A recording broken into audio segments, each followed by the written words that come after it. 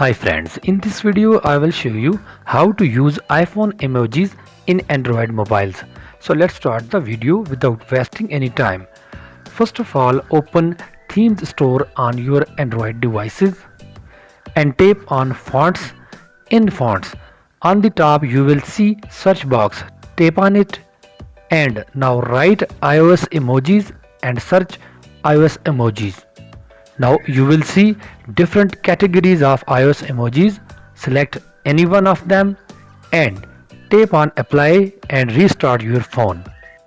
Now iOS emojis applied and you can use iOS emojis in Android.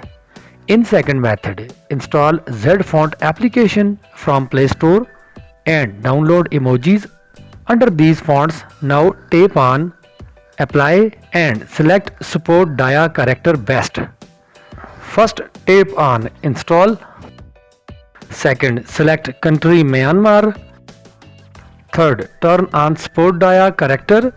Now restart your Android mobile and use iPhone emojis on your Android mobile. So in this way you can get iOS emojis on Android mobile.